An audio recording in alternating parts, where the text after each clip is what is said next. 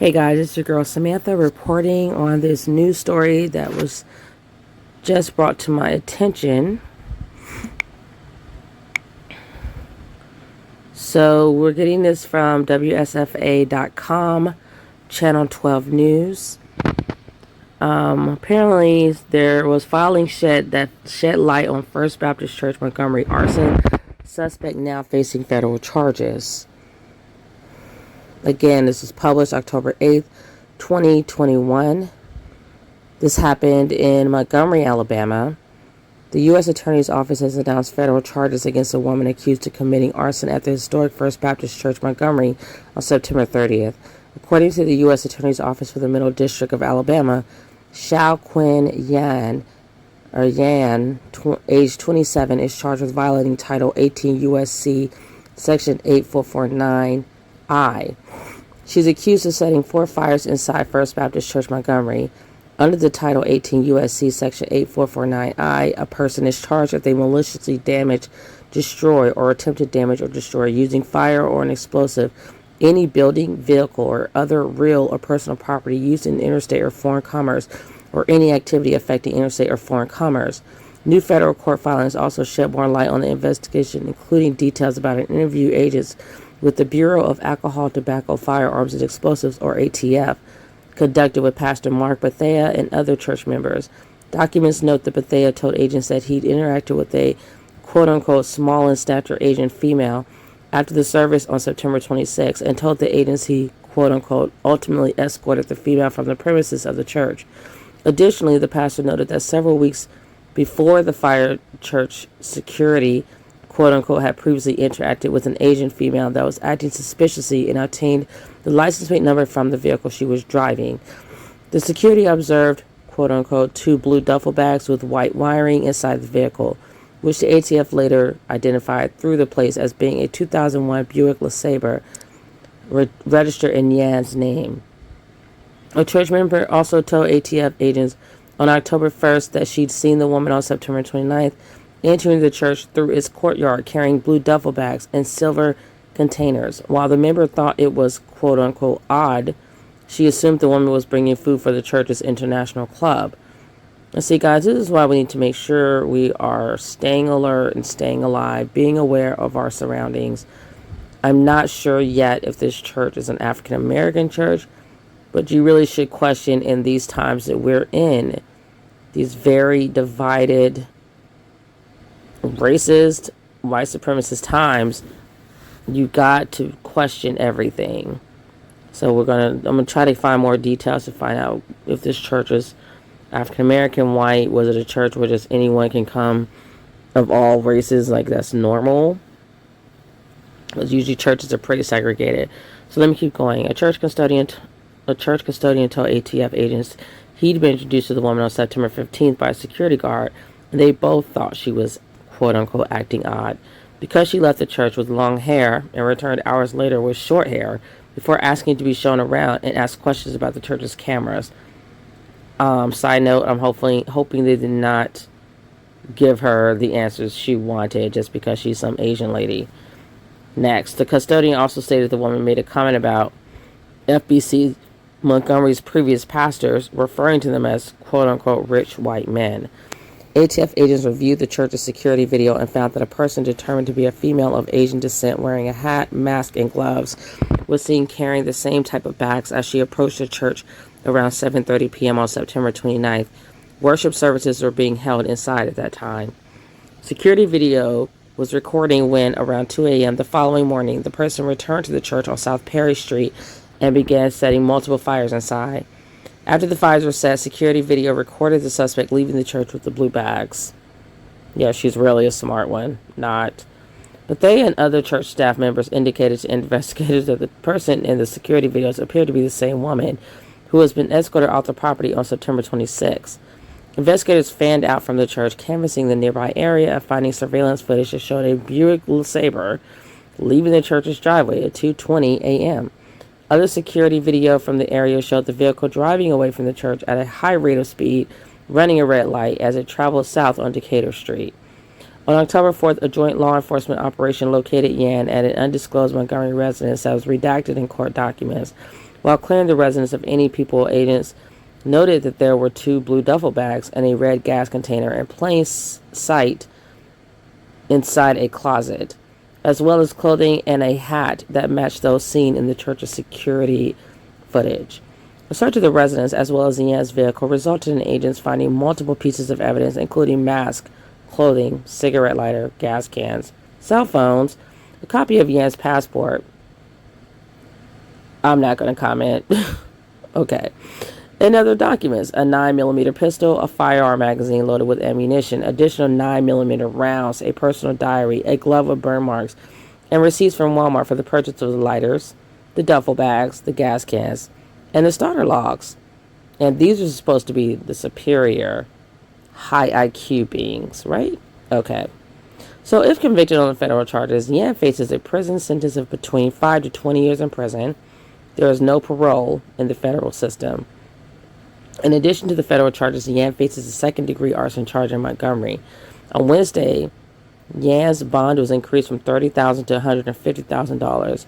District Judge Monet Gaines also instructed Yan to, quote-unquote, be evaluated and receive treatment if necessary for possible mental health concerns while incarcerated.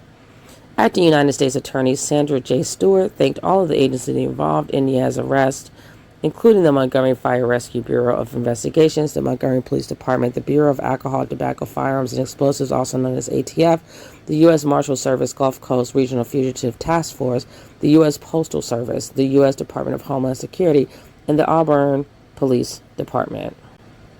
All right, so here's some pictures. And we'll just hit autoplay.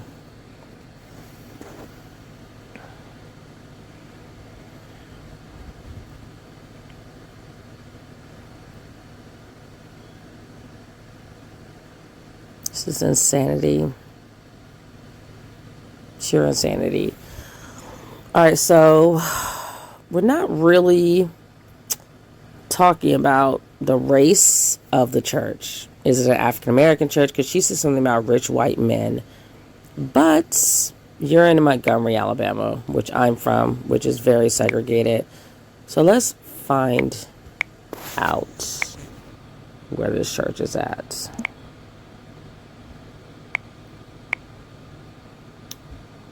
First Baptist Church, Montgomery, Arson.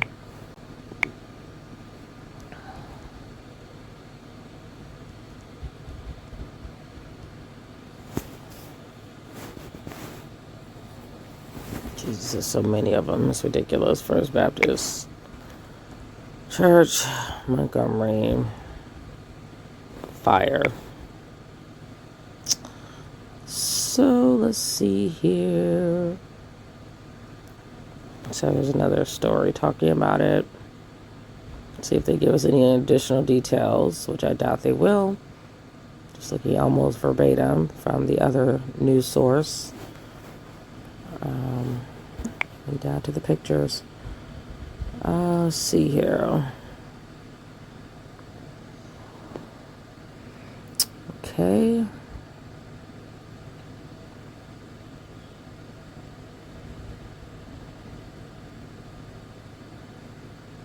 Okay, so they're saying, according to federal court documents, the church falls under this category of used in interstate or foreign commerce or in any activity affecting interstate or foreign commerce because the church sends money through reoccurring wire transfers to India to fund local churches that were founded by First Baptist Church. Okay. The church also operates as a daycare and preschool center, which would fall under the activity affecting interstate commerce because they purchase equipment and supplies from out of state. Oh, it falls under because of the purchase of the equipment and supplies. The daycare and the preschool were located in the same building as the main sanctuary where one of the fires was started. Okay, so now their daycare is closed along with the rest of the church. Still not seeing any pictures of anyone. So let's jump on. I see one white man. So they said his name is, looks like Reverend Mark Bethea looks over the fire damage in the main sanctuary at First Baptist Church in downtown Montgomery, Alabama. Okay, so that's odd.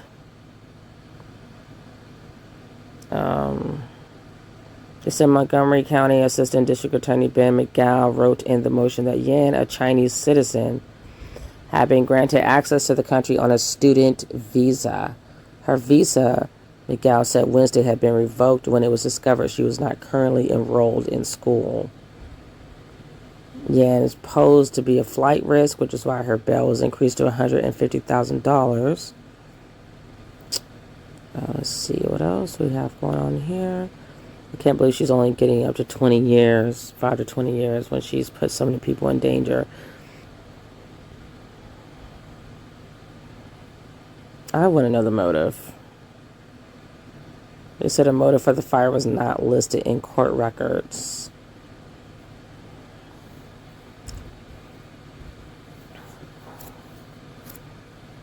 I'm just a white guy turned her down. Like, what's going on here?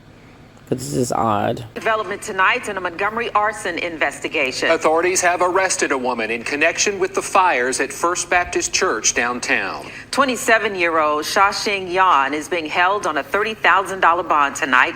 And late this afternoon, District Attorney Daryl Bailey filed a motion to increase her bail. According to the motion, Yan is a Chinese citizen who is in the United States on a student visa, which has now been revoked. WSFA 12 News reporter Brian Henry joins us live from the church tonight. And Brian, what more do we know about this situation?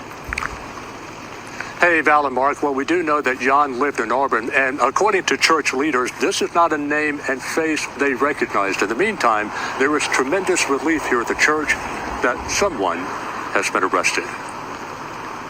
I'm super thankful for our wonderful folks in ATF. Pastor Martin Bethea expressed relief authorities were able to make a connection between the alleged suspect and the fires. Those who are helping with the investigation, that they were able to find somebody. And we're praying earnestly. Our church is praying for that person, that they would just have a change of heart. The arrest came 4 days after the 4 fires were set inside the church. According to court affidavits, Yan used an open flame to ignite an ignitable liquid. Still unclear is the alleged motive. At first glance, not somebody that I recognize, but I'm not sure right now. I haven't done a deep dive. Pastor Bethea says their primary concern right now is getting First Baptist cleaned up, a process that will take a while. And so it'll be a long process. The main sanctuary will be one of the last things that'll be able to be opened. ServPro has an army of cleanup crews on hand to do the job, 3 trailers in the parking lot across the street, and powerful blowers inside.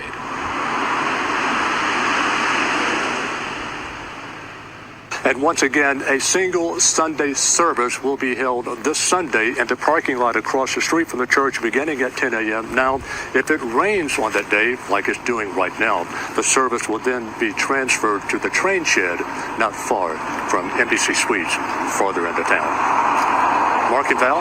All right, thanks a lot, Brian. And Pastor Bethea says the physical damage to the church is minimal, but it did suffer mostly smoke damage along with a lot of soot.